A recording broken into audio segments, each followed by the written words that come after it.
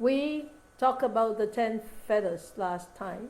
We haven't finished, but I want to remind you of this. So I'm going very fast with this. Okay, just a reminder.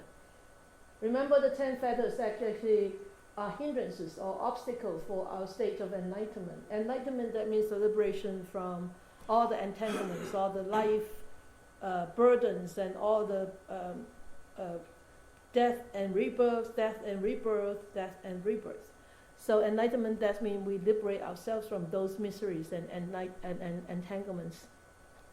And so there are 4 stages of enlightenment, just to have a quick go at it. It's the 4 stages. The first stage, and removal of these.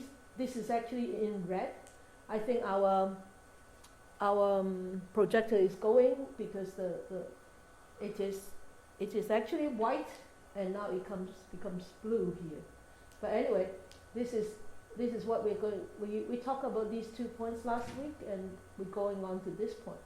So the second stage and the third stage, which is actually very promising. So for us as practitioner, if we can remove the greed for sensual pleasure, if we could eradicate all the aversion and hatred, ill will in the deeper part of the mind, then we will attain this second and third stage of enlightenment, which is so optimistic, right? And the more optimistic is that was actually Eva's part. Is you can reach the 4th stage of enlightenment. You know, whether it's existing in fine material or in material form doesn't matter to her. But what matters to her is the restlessness and worry. So if she can, if you know, so she has a long time. You know, she has a lot of time to deal with this restlessness and worry, because she is far away from 4th stage, so she can have all that time for restlessness and worry. Don't worry, okay? You have all that time, okay? Don't worry, Eva, all right? You'll be fine. And Kwok, you'll be fine too. It's okay if she becomes restless. Just tell her, just, you know, remind her, Eva, you're on stage 1 only. So, all right, so just keep up the good work. I really love these 10 feathers. You know, it gives us so much optimism and so much hope in walking on this path. We are really not bad. We still have a long way to go. You know, so it's a big sigh, isn't it? Yes. Okay, and of course the last one is, I mean, ignorance. We are so far away from removing that ignorance. So let's keep going. So remember, we talk about the first and the second feather. Feather, that means shackles, obstacles, hindrances. Okay, so the 10 feathers actually is a summary of all the obstacles that one may encounter on this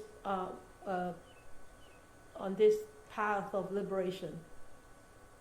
And who can walk this path for you? Can anybody walk the path for you? No. There's no way that anybody can walk that path for you, right? Because if you eat, it cannot, you know, help with my hunger. If you drink, it doesn't quench my thirst. So we all have to do the work ourselves, all right? So we look at the first and the second. Now we look at the third. Believe that one can end all sufferings just by following rules and rituals. In here, it doesn't. It means if one just following the rules and rituals, these are the rules and rituals are the outside thing, right? The external thing. And this is a belief that if I follow rules and rituals, that means if I get up early in the morning, 5 o'clock, and I come and pay respect, oh yes, Buddha, please help me. And then at lunchtime, and I offer my lunch and offer to the Buddha, Dhamma, and the Sangha, and at the end of the night, I come and pray and pay respect, and then I think, okay, I cannot. If I keep doing that, all my sufferings will be eradicated at the end of my life. No? No? Why not? That's external. Hey? It's external. It's external, right? Yeah, it's external, and it's more than that, isn't it? It's not just like a routine thing that you develop. Oh, I do this, like brushing your teeth, and you don't have to go to the dentist. You do have to go to the dentist to remove those plaques and fix up your teeth and fill up all the pockets, and you do have to do that. And when you go to the dentist, you remove all the plaque, fill up all the pockets. It's just like you doing this rubbing inside that mind, just rubbing it off with all your soda and your dishwasher and everything, and scrubbing it down. If you don't start scrubbing down the internal thing, no matter how much you do externally, you can only gather that much merits. You can only gather that much merits, and you can only develop or gather that much benefits.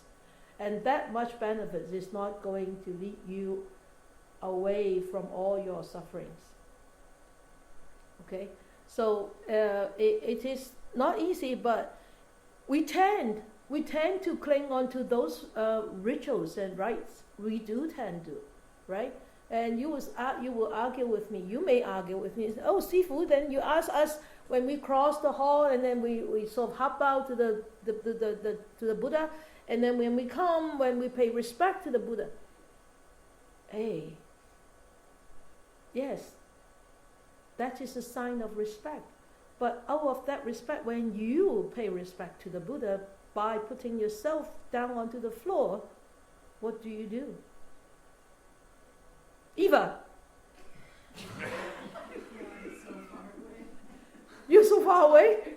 I don't know, when I'm bowing, I guess I'm respecting and paying gratitude to all the teachers and all the conditions that have led me to this point. And I'm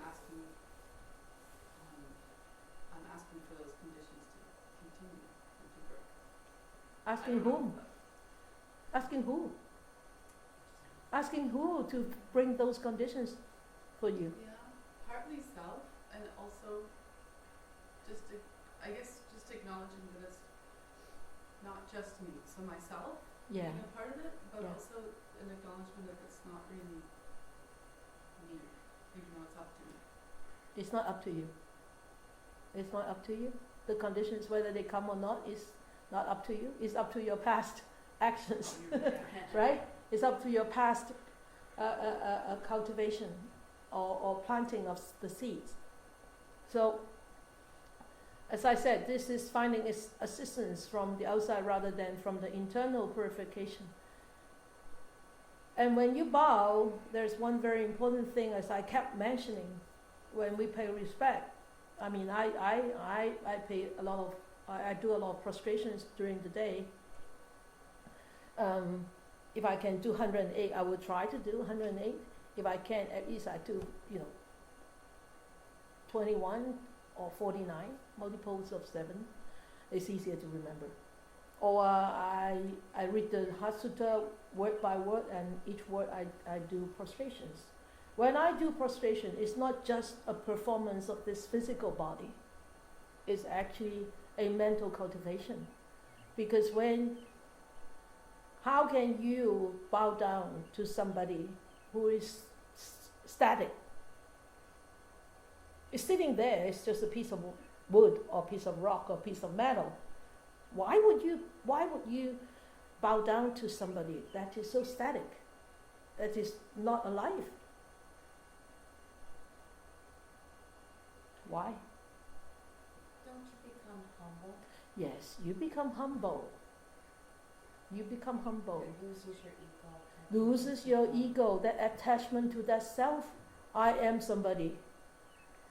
So you are actually becoming more humble, because you can never bow down unless you become humble. So a lot of people think, why should I bow down to him? At one time I was like that. When I just first became a nun, that was 20-some years ago, right? So Sunday was my 23rd birthday. just this past Sunday, the Mother's Day, yeah, you guys don't come and celebrate with me. Huh? I remember that for my life.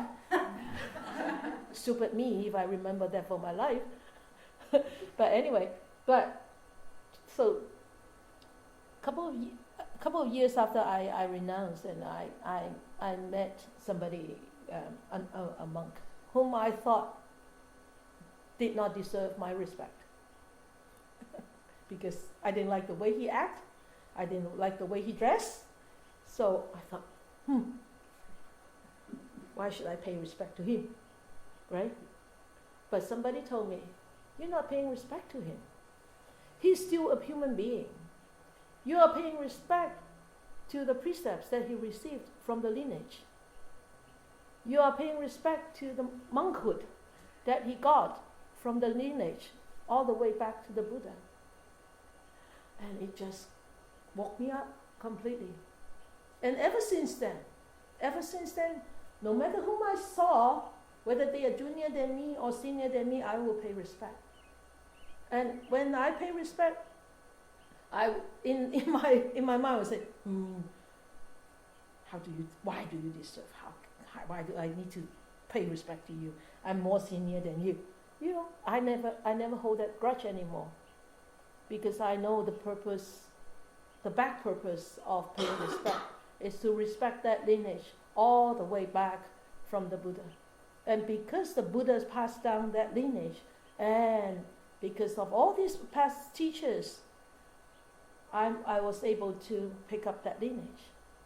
And also my teacher said to us, he said, if somebody is misbehaving today, you can treat them the way that you treat a misbehaved individual. Okay? Like, not nice. But tomorrow, if he becomes a good individual, then you should treat him like the way you treat a good individual. So that means it's impermanent. Things will change. Who knows, that monk may become, one day will become enlightened. But anyway, all of us has this strong seed. All of us has this bodhicitta, we call bodhicitta, that means the Buddha nature in our mind, including you and me, a dog and a bird. We are all equal in that sense, the Buddha nature in all of us. So I am paying respect to his Buddha nature also. And so every one of us is the future Buddha, including a dog, including a cattle, including a sheep, including a bird. So we are all equal in that sense, not in the physical form, the presentation of the physical form. Get it? So why are you smiling, laughing? I think I understand what you're asking. Oh, okay, all right. So we know just by doing this rite and ritual, really one hasn't developed this inner understanding of the nature of all existence, and also the benefits of abiding by morality, and also the importance of developing focus and concentration. If we are just doing the rites and rituals, just following the rites and rituals. And you can see it in every religion. If people are just abiding by the rites and rituals, oh, they are perfect, certain disciple at certain hours of the week. And then the rest of the week, oh, you want to close your eyes. Huh? They run amok. They are what? Run amok. Run amok? What do you mean? Go wild. Wild, yeah, wild Yeah. people, yeah. Whatever they Not want. nice, right? Yeah. So it's not just in the Buddhist world, it's everywhere in this human world. Okay? So what he wants us to do is not just follow by blind faith. Just by paying respect, then I'm asking you and you're helping me. Okay? So it's very important. But of course, let us look at it. So this feather actually manifests as a clinging to belief in the efficacy of these rules and rituals to bring enlightenment. I remember when my mom, I think most of you have heard the stories of my mom. When my mom was very ill, almost 30 years ago, right, in 1985, and I met a friend, right, who was a Buddhist, and never know that he was a Buddhist. Anyway, we talked about our parents, and naturally I talked about my mom, and he asked me, does your mom have any religion? I said, no, she doesn't, but she prays to this little doll at home. So I call the Guanyin Pusa, the Avalokitesvara Sutta, Avalokitesvara Bodhisattva, a doll, because she has a doll. Because I don't like that doll, because I never, try to explore the teachings of the Buddha. I was brought up in the Christian school, and all I knew from the education was my mom was praying to the idol, right? So I said, Mom, you're constantly praying to that idol, that wooden idol, it's not proper. I kept telling her, ever since I was little, until I was like in secondary school, until I graduated from university. And Mom never listened to me. She kept praying to the idol. But when she got very ill, and I had this conversation with my friend, and I said, she doesn't have a religion, but she kept, bowing to this idol and offering to this idol, and so I told him what that idol was, and I said, okay, as the daughter, what can we do for our parents? And he said, the first thing is you should actually look after them very well, as the Buddha teach. He actually taught me what the Buddha taught. You should look after them in the material world. You should look after them when they're sick. You should look after them when they are, when they don't have food. You should provide all the food. And if you can provide all that, then the next thing is if you can let them know about the teachings of the Buddha, then you should. I said, how can I let them know about the teachings of the Buddha? I don't even know that myself, right? But I said, this is not important right now. The most important is my mother is dying, in only 2 months. She was given 3 months lifespan for terminal cancer. And then I said, what can we do as children? I want her to sort of die peacefully, no pain. He looked at me and said, wow, you're asking for too much. I said, asking? I'm not asking anybody. I'm not asking anybody to do that, but I'm asking, is there anything that we can do so that my mom could, pass away like that? He said, you know what? In the Buddhist teaching is if you stop taking lives, if you stop harming or hurting lives, and you could dedicate that merit to your mother. I said, stop hurting or harming? I don't hurt anybody. I work in a hospital and I help people. And he said, no.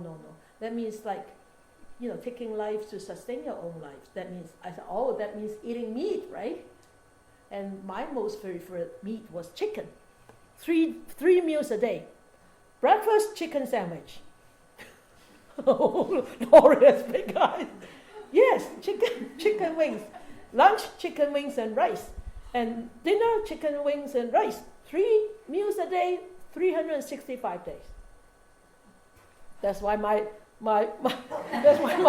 shoulders, my arms, my legs are always hurting. I ate too many chicken wings, too many chicken legs. But anyway, I said, really? Me turning into a vegetarian? I said, is chicken vegetarian considered to be?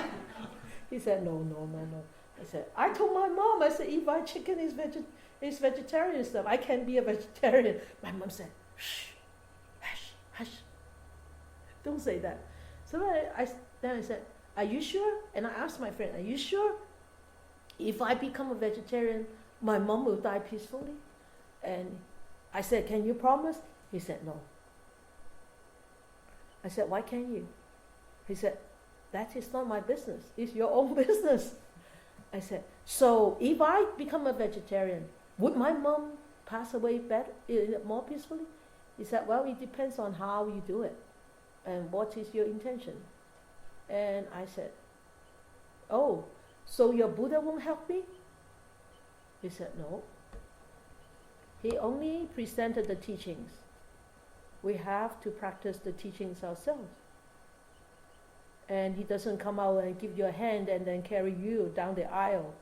I said, oh, that is quite dangerous, isn't it? That's not a very good investment, right? So I thought for the whole night I thought to myself, why do I ask such a question? And what do I want to do? What is the intention? And I thought the intention is to pay the piety to my dad, to my mom. All she has done for us, I think, is so valuable that nothing can repay that debt. And I thought to myself, just giving up chicken is really nothing when compared to all the efforts that she has put into the life for us, because we had a very tough life. We were very poor when we were little, and she worked very hard to make ends meet for the whole family. And I said to myself, it's worth everything. And I turned to become a vegetarian overnight. Just overnight. Less than 12 hours. I became vegetarian, and now it's 31 years. I've been a vegetarian for 31 years, just because of that. And that faith, that I could dedicate the marriage to my mom, that faith. And why do I have that faith? Because I love my mom. And I think and I believe doing this good deed, my mom will benefit. And she did. She outlived all the expectations of all the doctors. She was given 3 months lifespan on the day of her surgery, but she lived 1 year and 4 months extra. And then when she passed, she never experienced any pain in the last 6 weeks of her life. And she was conscious until the last breath. And 25 people were around her bed. And I was standing there with my hand on my dad's shoulders. I said, and she looked at me the last. And she looked at me and I looked at her. At that time, I didn't know anything. I did not know about the what I should do for her when she was dying. All I knew was just, chanting in my heart the Buddha's name. That was something I picked up. And because my brothers and my sisters were Christians, I did not want to create such a negative environment. So I chanted that in my heart, and I put my arms around my dad's shoulders. I said, Mom, you follow the light of the Buddha, and you go to that place. You just follow the light. Don't worry about Dad. I will look after him. Don't worry about that. I will look after him. I reassure her, and she smiled, and she closed her eyes and just took her last breath, and she's gone, just like that. And that gave me so much confidence. And I thought, wow, that was a very good passing, a wonderful teaching for me. And I said, wow, that was strong, that was so powerful. And because I never believe in rites and rituals. I don't like rules myself. Which is very obvious, right? And I know the taking up of being a vegetarian is not just a rule and ritual. It's actually an internal commitment, because I want to pay back the debt that I owe to my mom, and because of that, love that she has given us. So there was a little story I share with you guys, so that was, that actually brings a lot of confidence and strength to me, and also it actually affected the whole family. And the whole family, killed less, they ate less meat, and during festive day, the day that the birthdays of my parents, and that day, the day of my mom passing, they always have vegetarian. They always go vegetarian, and so that's a big change for the family also. So if we have this clear comprehension of what is behind our mind in our actions, and that when you pay respect to a Buddha, to a monk, to a nun, that is a very different frustration. Okay? Yeah, very different, because it carries a lot of respect, confidence, faith, and humbleness, and also awareness, right? When you start to pay respect, you become aware of how your body feels, and when you really pay respect like that, that respect becomes something else. That respect becomes very internal. It's not external, like just bowing. And even though there is no Buddha statue here, you can still bow. You can still pay. That's why people ask me, "Oh, where can I set up my Buddha statue so I can pay prostration?" I say, you don't need a Buddha statue to pay prostrations. You don't need one. You can just pay respect, because the energy of the Buddha is everywhere. It's not just here. Okay? So, satisfied with that? Okay with that? Okay. So, remember, we should not we should not follow these rites and rituals, or the rules and rituals based on a condition. It's unconditional. Okay? If you have something attached to the back of your mind, "Oh, I'm going to gain this, I'm going to gain that," then that rite or ritual becomes non-beneficial. Alright? Okay? Right, good. Okay, so now we go to the second stage and the third stage. So we constantly talk about these two things, right? Greed. What are we? We completely filled with greed all the time, and aversion and hatred. So when we talk about the greed for sensual pleasures, we talk about the agreeable sights and sounds and smells and tastes and touches. It also includes thoughts, ideas, beliefs, or opinions. And it also includes any mode of behavior in seeking for wealth, authority, fame, and status. So that seek of authority, pushing people to go into this avenue of craving, constantly pushing. If somebody doesn't start off with craving, somebody would be a very good president, would be a wonderful president, would be a president for all human beings, not just for Americans. Agree? Would be a president to actually seek well-beings for all nations, not just for their own soil. That would be a wonderful king or emperor or president. That once happened in the old days of India with Asoka, right? King Asoka was once a very cruel emperor, very cruel. He wanted to expand his territory, and so he killed lots of people.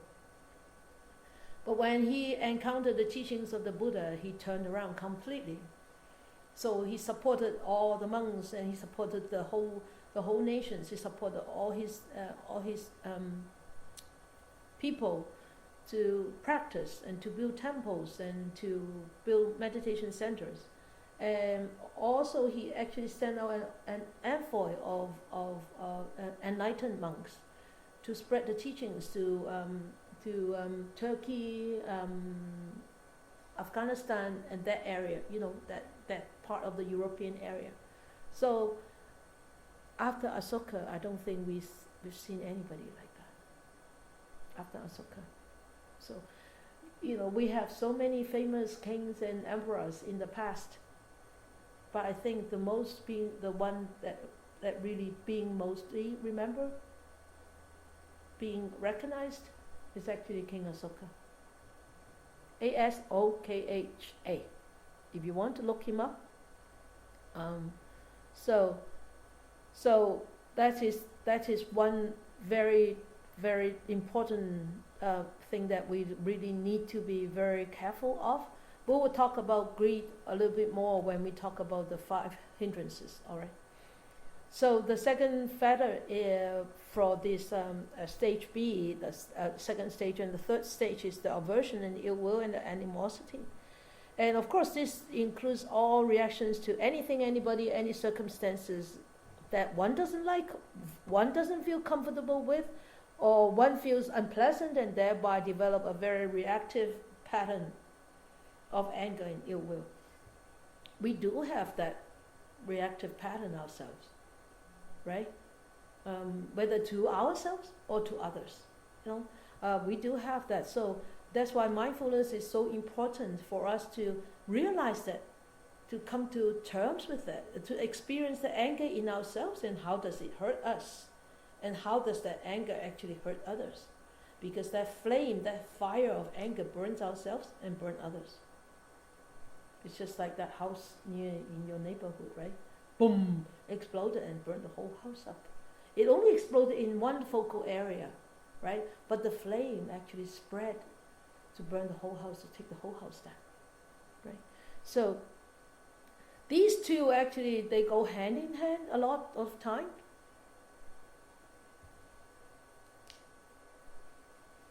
When we crave for something, especially sensual pleasure, or crave for any like fame or wealth or authority, if we don't get it, we'll start to get angry, right? We start to get angry. Like a little child, if you don't give them ice cream, they sit on the floor. I'm still like that with ice cream. You? Not you? Oh, why do we constantly talk about ice cream, right? Because summer is coming up. We had a very nice ice cream this afternoon, but not delivered. No. I'm actually not like that, but it just needed to be said because it sounded good. Yeah, right. Yeah. So when that craving is not fulfilled, it's not satisfied, then that mind starts to react to that dissatisfaction. And when you do not have that mindfulness to actually observe that craving and allow it to sink, allow it to die down, it will start to react with aversion, hatred, and ill will. And so these two, a lot of times, they go hand in hand together.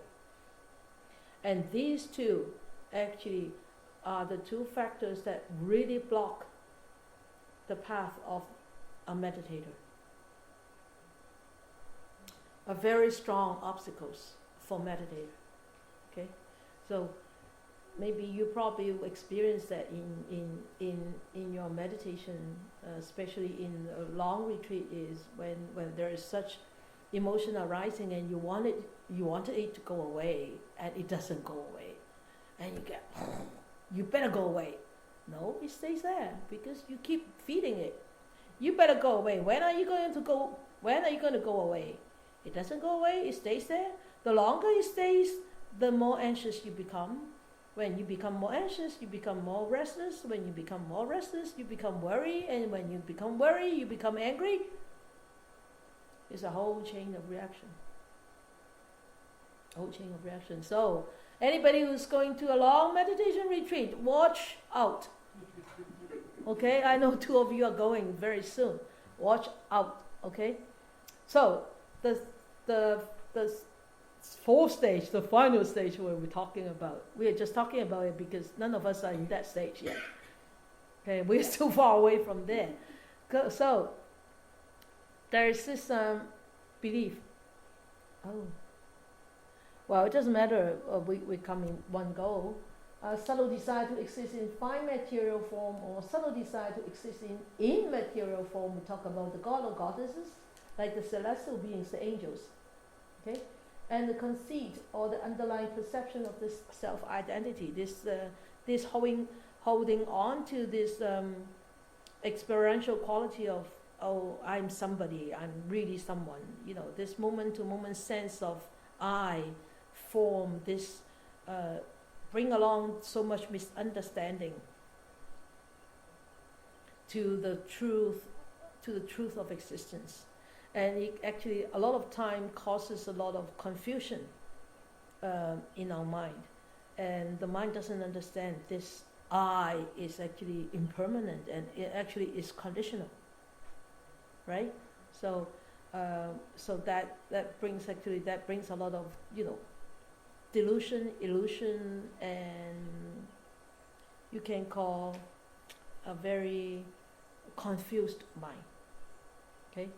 So, and when we talk about this restlessness and worry, you know, worry causes restlessness, and the mind cannot settle on anything. I read an article today about talking about Ajahn Chah. You know Ajahn Chah, right? Ajahn Chah is a very renowned monk in Theravada tradition, and when he started practicing the cemetery, one of the practice of the Satipatthana in the cemetery, and so he asked the householder man to stay with him in the cemetery, but that self was so big, and he said, well, you don't need to stay too close to me, I'm fine, you can stay away from me. So they put the umbrella up. Have you seen those umbrella? Big umbrella? Mm-hmm. Oh, we have one of those. Let us show you sometime. One umbrella that you can actually sit inside. Okay? You've seen, like with a big mosquito net and with a little hood. And so you step up and you sit in the cemetery. Okay? So he sat in the cemetery, he started to become so scared. And it was still daylight. And then somebody brought in a body. And then, so in Thailand, when these Thai people saw a monk sitting in the cemetery, they know that this monk is contemplation on the death, doing some contemplation on death. So they would go and knock. Of course, it's not knock. Say, hey, you know, namaste, and can you come and do some prayer for this dead person? And Ajahn Chah said, okay. So he walked. Oh no, I can't do it. So he walked back. He walked back to the mosquito net, and he wanted to go in there, but he wanted to go and look at the body, and he wanted to go in there.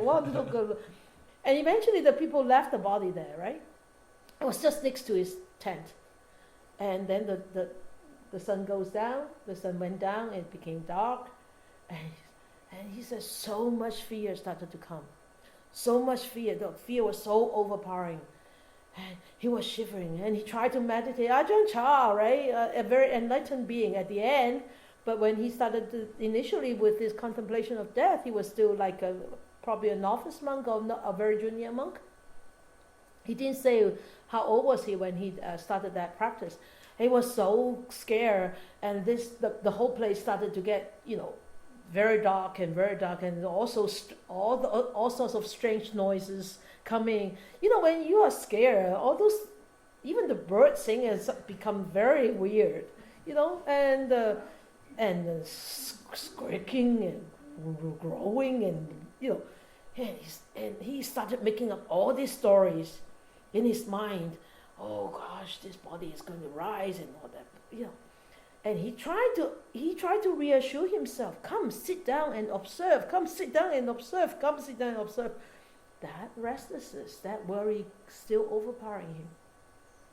The whole night, he couldn't sit down. He wanted to walk, and he was so scared to walk in the cemetery. He hid himself back into the tent, and he was so scared to sit down and close his eyes.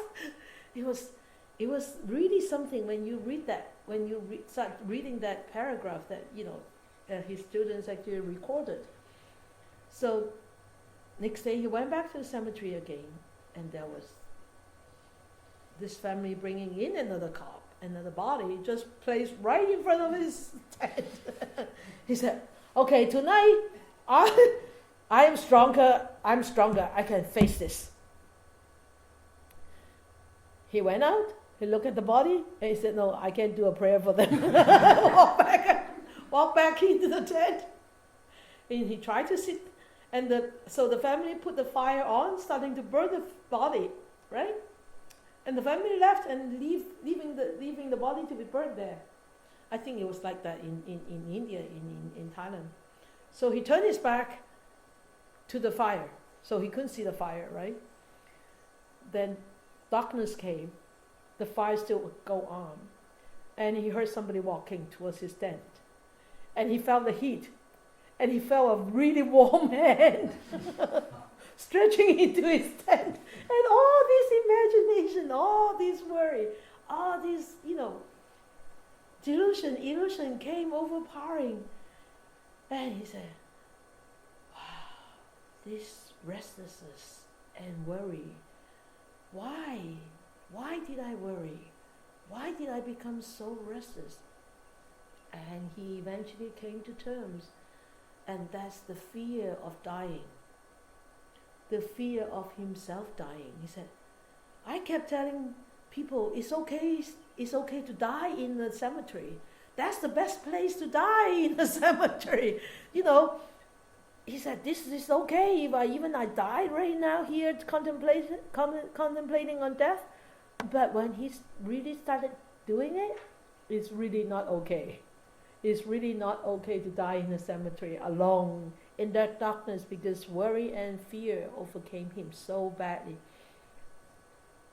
When he eventually got this truth of the causes of his worry, of his restlessness, of his fear, because it's the fear of death, then actually he started to sit very calmly, and he actually managed to make the night through very, very focused. And ever since then, there is no more fear of going into cemetery. So we should all try to go and meditate in the cemetery, or even meditate out in the dark in here. Maybe one day we should get the umbrella in the summer and meditate in there for one night and see what happens. Maybe we could try that, hey? It's so safe in here, right? There are ghosts there, but it's okay. Anyway, I think it was so inspiring to read that story just before I came. Anyway, and then the ignorance, because the inability and the blindness to understand this whole nature of existence, because of this ignorance attaching to this death, that's why Ajahn Chah was so scared of himself dying, and this arising of this unhappiness, of this restlessness.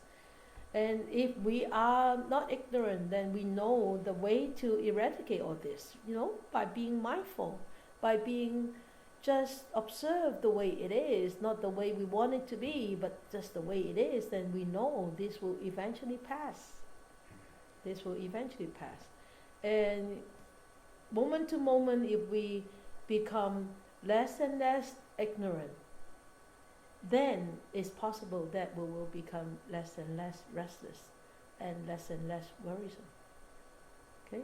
So the 10 feathers actually are very, very powerful. And as I said, they are like shackles that actually tie us together and tie us down to this cyclic existence. We keep coming back, the repeated cycles of birth and death.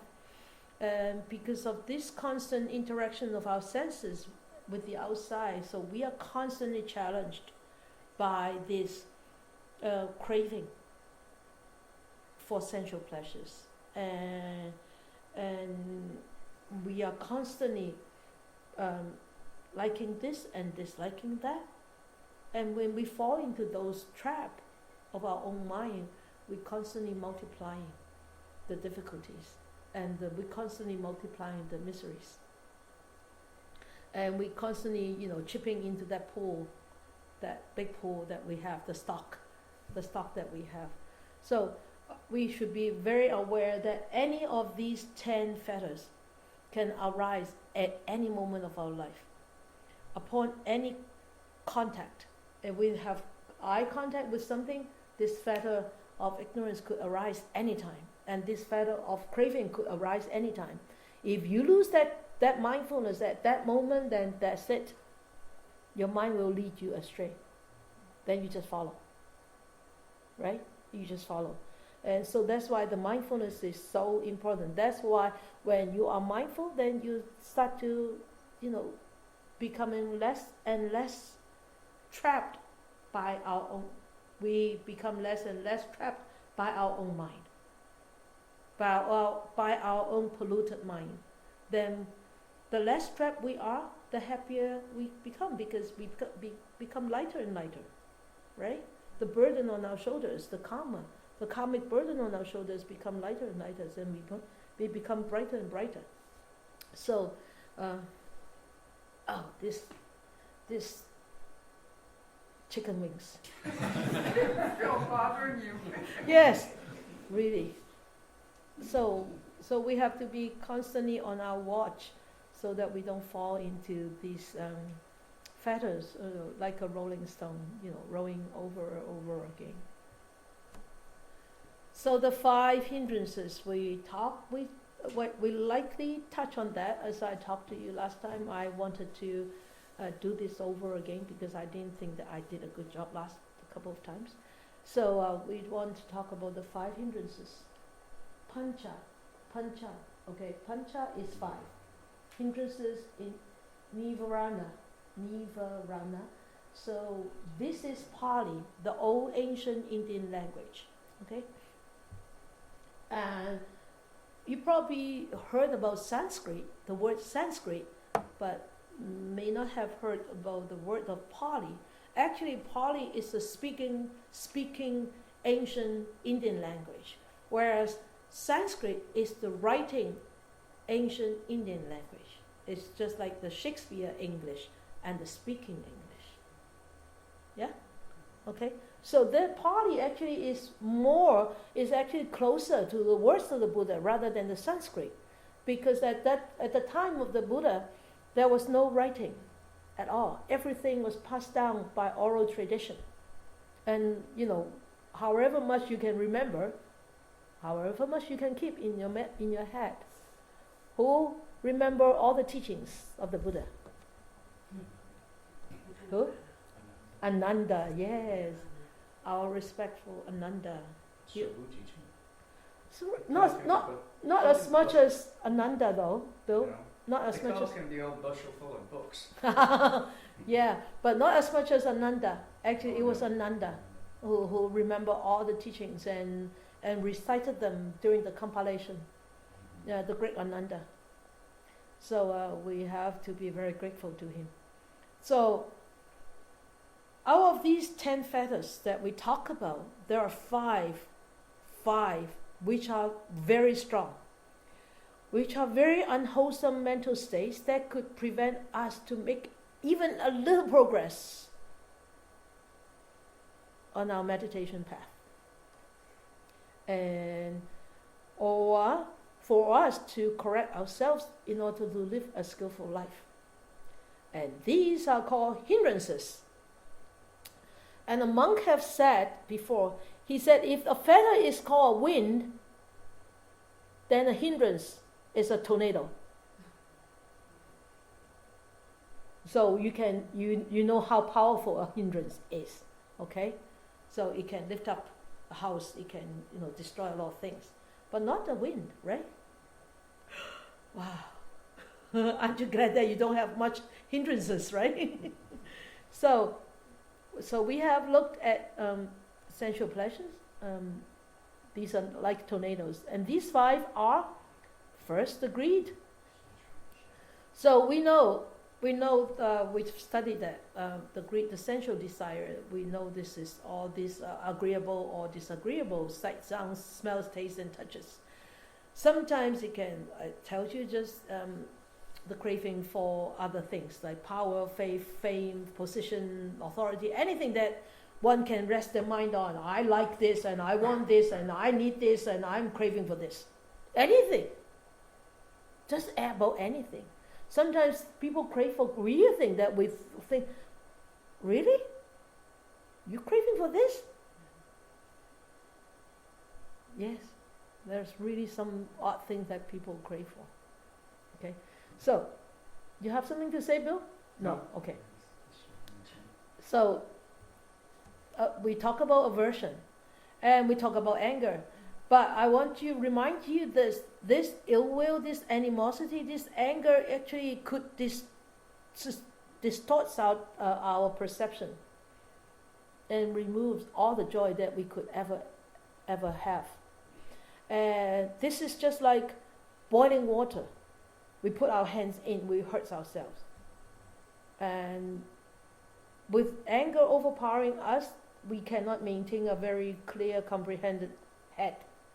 There is no clear comprehension at all. And when we have so much ill will and animosity in us, there's no way that you can get along with anybody. Right? There's no way that you can get along with anybody, or even though if you are not a human being, even though we are animal. You can see from some animal, from some dogs, their face. Even Rottweiler, we have a famous Rottweiler here before. Her name was Brianna, and she weighs 128 pounds. She has such a gentle face. She doesn't have any face of a vicious Rottweiler. Anybody who has seen a Brianna? None of you? Yeah, Lynn. Eva too? Kwok and Paul. Yeah. Tisa, right? Bill, huh? Yeah. Remember Brianna, right? I remember Chancey saying, have you seen the dog? She's run away. I cracked up. I thought that dog couldn't run to save its life. Yeah. And she has the most gentle face that you can ever have, and the most gentle heart that you can ever have. Lovely dog. We still remember, we still think of her. Even 7 years now. She died in 2008. The most gentle dog, and doesn't have a trace of anger on her face. Doesn't have. Very gentle dog. Even when people beat her up, she doesn't even bite back. She was beat up in the kennel. She was rescued from the kennel. She was a puppy maker. She was in a puppy mill. Yeah, her puppies were worth $1,500 at that time, each puppy. I remember something about my daughter Catherine's dog. Yeah. That she'd saved. A man could not walk into the house with wearing a hat. Oh. The dog would go and cower whimpering in the corner. Oh. Okay. That really struck me at how traumatized. Maybe somebody who wear a hat has hurt that dog before, right? Who knows? Sometimes it's not always the dog's fault, So ill will. Sensitive. Yeah, and drowsiness and dullness. Oh, we all experience that in our meditation, haven't we? Right? Dullness and drowsiness actually are the results of the factor of ignorance. If you are not really physically tired from your work, from your daily life, if you're constantly in that mode of dullness and drowsiness, you actually is the result of the factor of ignorance. Okay, I've seen in the last meditation course I taught in Hong Kong, I've seen one really bad. And that time I tell you, I got up, during the recess, I went into the storage and I looked for a stick. I did find one, a bamboo stick that big, that long. And I actually, for once in my life, after I started teaching really serious meditation since 2004, that was the one time that I used a stick. I used to use a stick before. I stopped using it. And that time I took that stick. I didn't beat them up. No, I didn't. I just pushed them on the left shoulder to sort of remind them, wake up. Sometimes if that is the factor of ignorance, people wake up for a little while and then they fall back again. But, if somebody keeps reminding them that, and that person's try hard to put that effort in, the right effort in, that ignorance can be overcome. In Christian world, certainly the Catholic world, that drowsiness and dullness is regarded as sinful. Oh, really? Sloth. Sloth, yeah. Sloth and The torpor. 7 deadly sins. Yeah, sloth and torpor. Yeah. So it's actually, and when you are dull and drowsy, it's so difficult to concentrate and focus, and let alone having a wakeful mind, right? So it's actually some teachers say that it's just like a person being locked into the prison, not knowing what's happening outside. It's only inside in there, and you're being locked up in that physical existence here, and you don't know anything outside, and there's no knowing, and the only place that you are in is that little place, within that this form, and so it's actually a big hindrance for people to on this path of cultivation. And we have to really watch out. If we constantly fall into this hindrance, we need to find way. And the best way is, for me, I think, what I teach is the walking meditation or the standing meditation. Yes, Sue. Well, part of it too is just becoming mindful that you're in that state, and then you can use that effort, right? Like a right effort to be present and aware. That's what I advise to the student. You be careful. You watch. Right before you fall asleep, there is something that you feel. You nearly fall into that state of mind, and then you become very extra aware. You wake up right away. But a lot of people, when drowsiness and dullness overcome them, as soon as they sit down on the mat, they're gone. Or like at home, if you have a choice between having a nap or meditating, you can choose to go meditate. You can make some effort.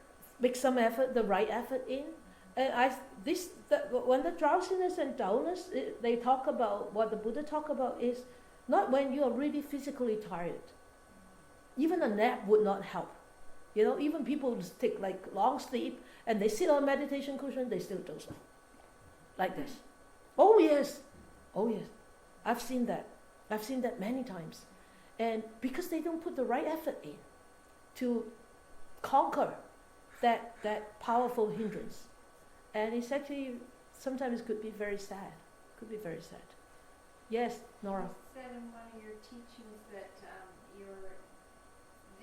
they would be tired and sleepy when they were meditating, but as soon as they got up to leave, like when the gong rang or whatever, they were practically skipping, and they had lots of energy. Yeah. It wasn't really the physical No, tiredness. no. It's just a habit. That's why I said, don't develop that habit of sleeping on the meditation cushion. It's a very, very difficult habit to kick. Very difficult.